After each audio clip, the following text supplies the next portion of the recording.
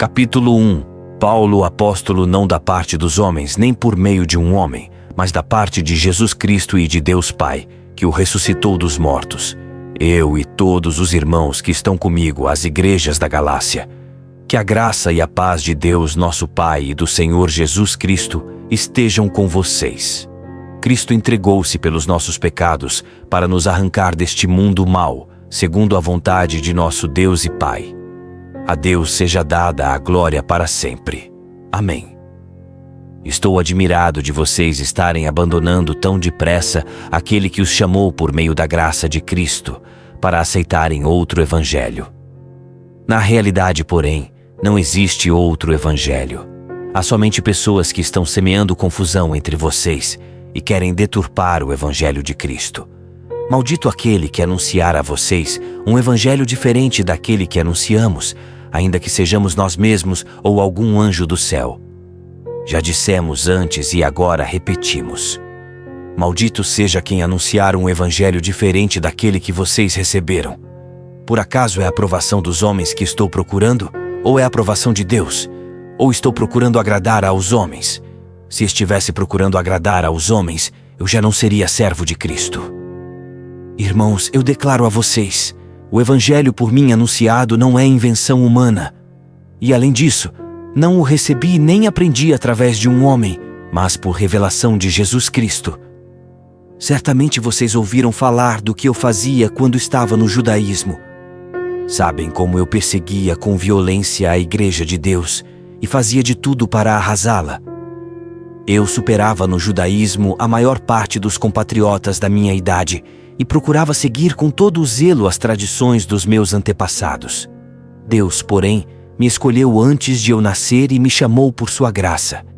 Quando ele resolveu revelar em mim o seu Filho, para que eu o anunciasse entre os pagãos, não consultei a ninguém, nem subi a Jerusalém para me encontrar com aqueles que eram apóstolos antes de mim. Pelo contrário, fui para a Arábia e depois voltei para Damasco. 3 anos mais tarde, fui a Jerusalém para conhecer Pedro e fiquei com ele 15 dias. Entretanto, não vi nenhum outro apóstolo, a não ser Tiago, o irmão do Senhor. Deus é testemunha. O que estou escrevendo a vocês não é mentira. Depois fui para as regiões da Síria e da Cilícia, de modo que as igrejas de Cristo na Judéia não me conheciam pessoalmente. Elas apenas ouviam dizer: aquele que nos perseguia agora está anunciando a fé que antes procurava destruir. E louvavam a Deus por minha causa. Capítulo 2. 14 anos depois, voltei a Jerusalém com Barnabé e levei também Tito comigo. Fui lá seguindo uma revelação. Expus a eles o evangelho que anuncio aos pagãos, mas o expus reservadamente às pessoas mais notáveis, para não me arriscar a correr ou ter corrido em vão. Nem Tito, meu companheiro, que é grego, foi obrigado a circuncidar-se.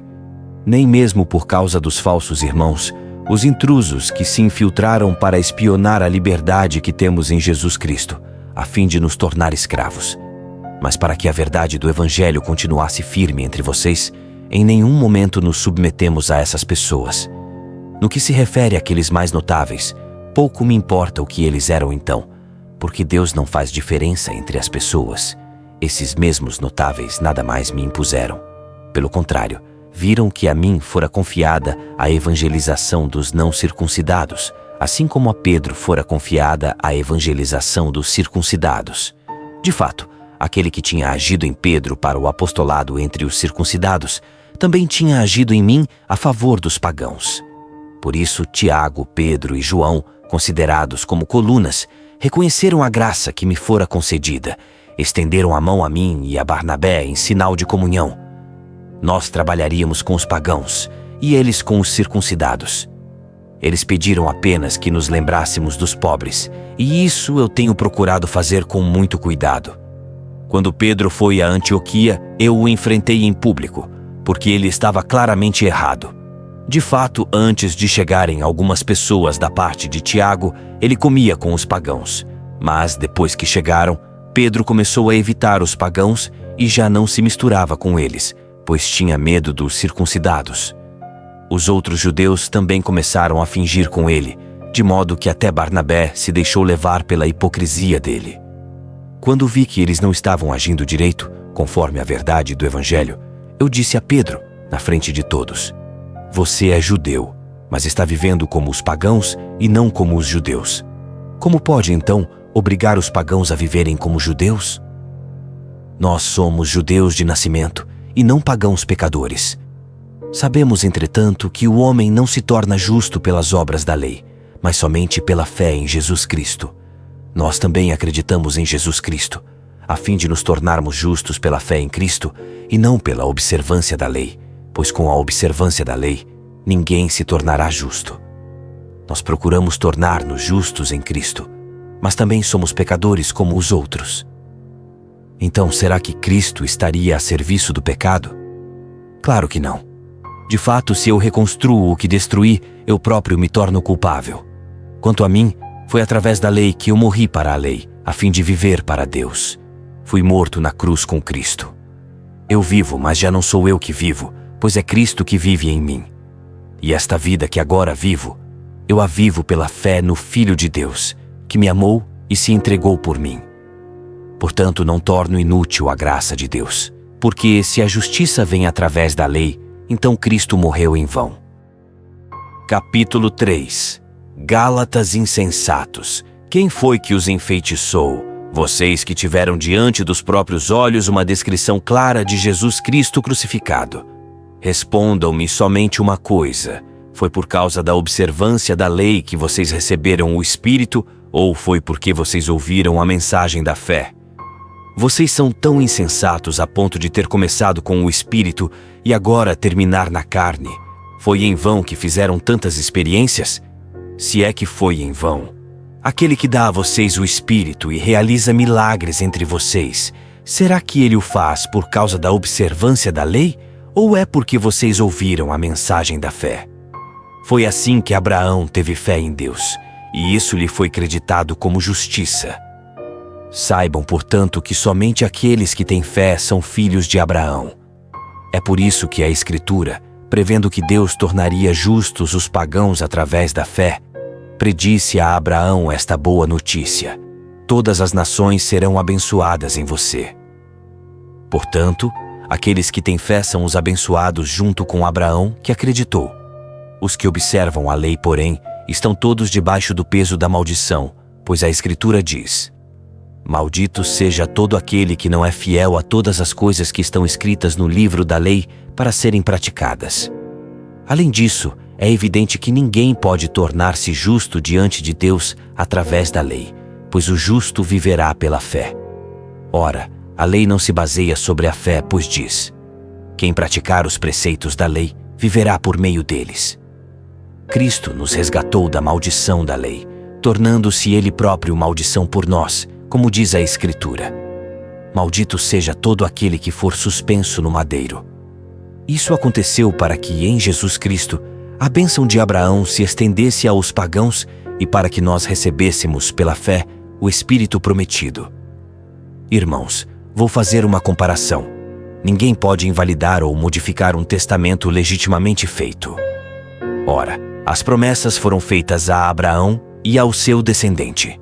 A Escritura não diz no plural, e aos descendentes, mas no singular, e ao seu descendente, isto é, a Cristo. O que eu quero dizer é o seguinte: Deus firmou um testamento de modo legítimo. A lei, que veio 430 anos mais tarde, não pode invalidar esse testamento, anulando assim a promessa. De fato, se é através da lei que se recebe a herança, já não é mediante a promessa. Ora, foi por meio de uma promessa que Deus concedeu sua graça a Abraão.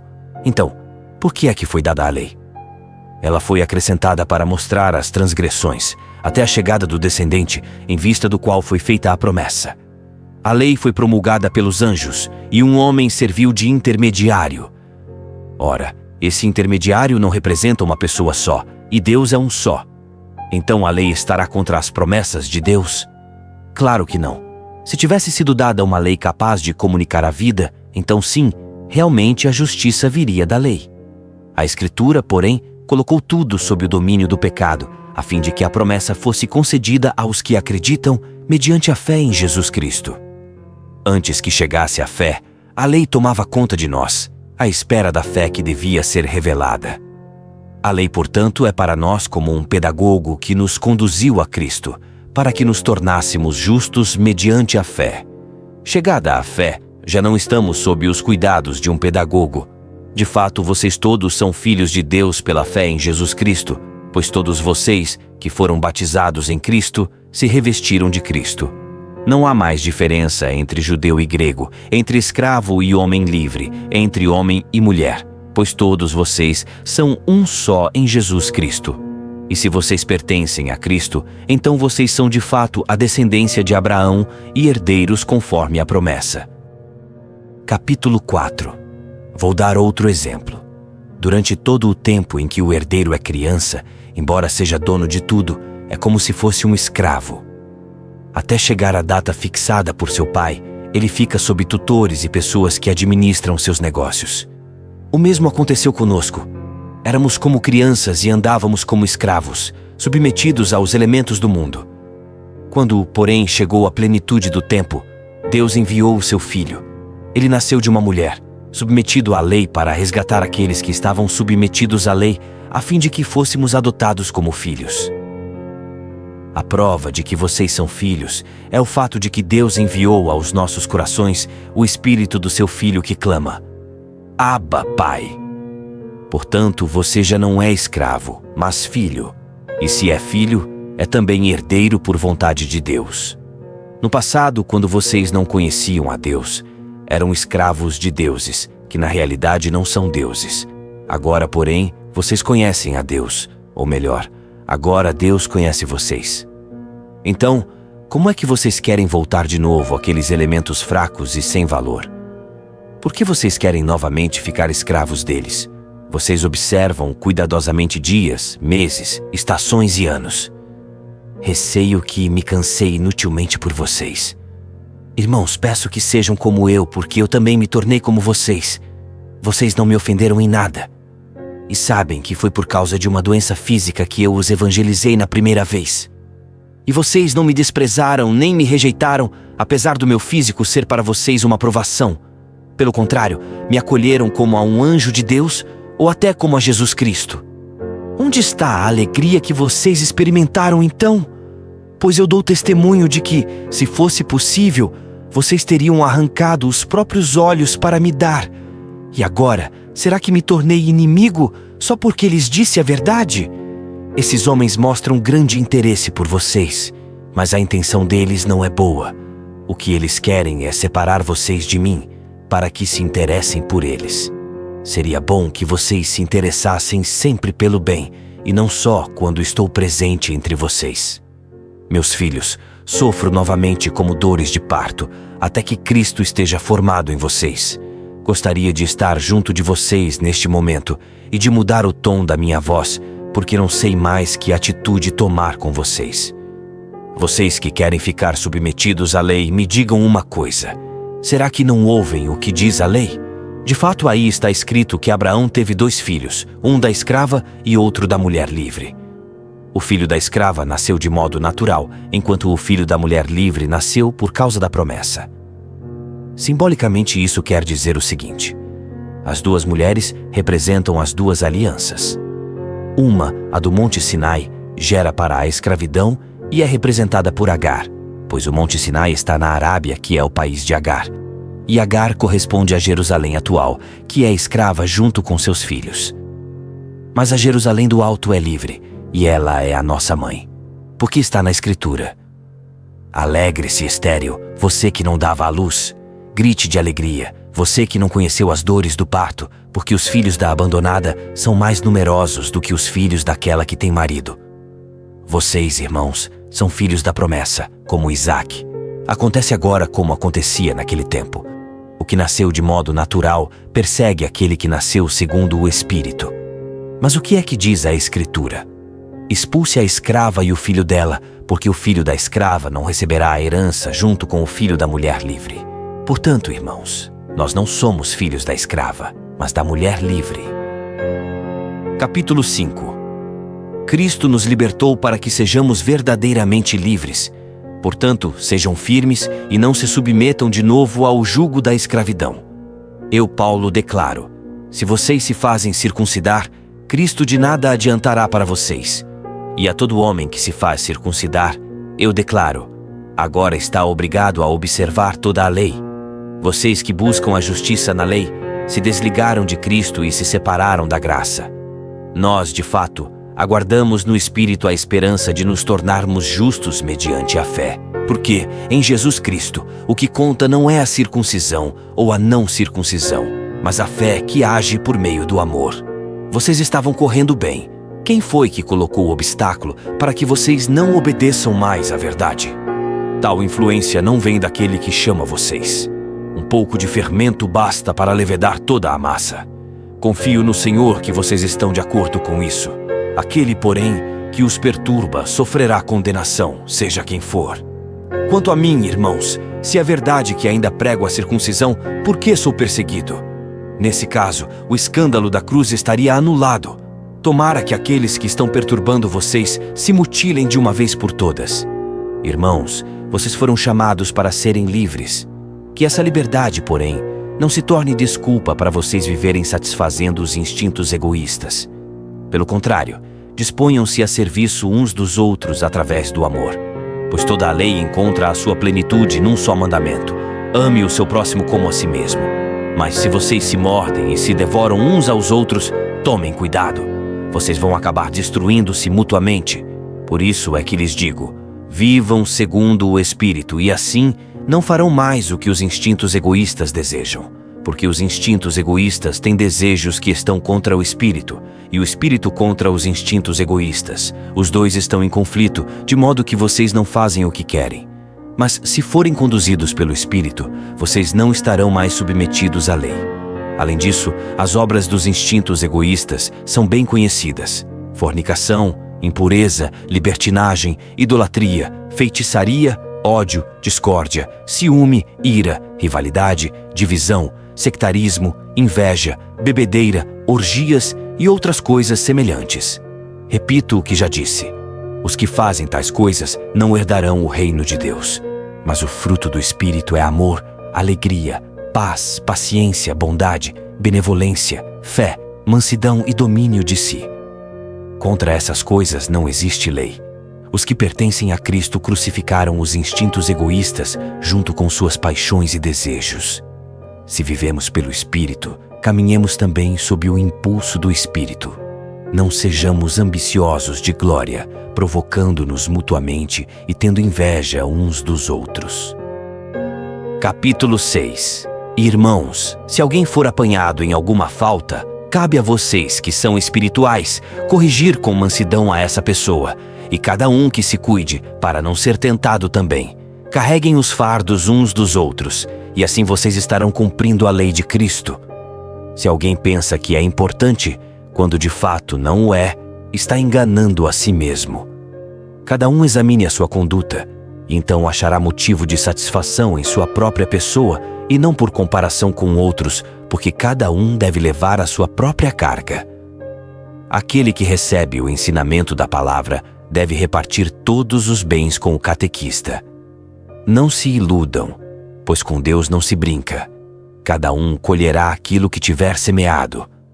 Quem semeia nos instintos egoístas, dos instintos egoístas colherá corrupção.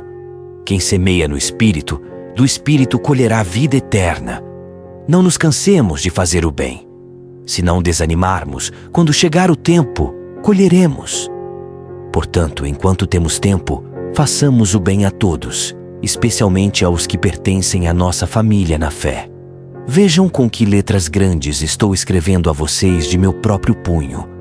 Os que querem impor-lhes a circuncisão são aqueles que estão preocupados em aparecer. Fazem isso para não serem perseguidos por causa da cruz de Cristo.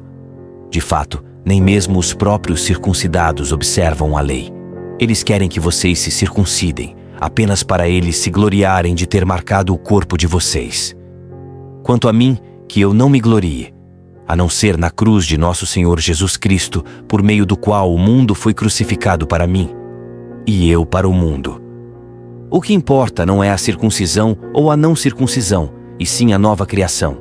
Que a paz e a misericórdia estejam sobre todos os que seguirem esta norma, assim como sobre todo o Israel de Deus.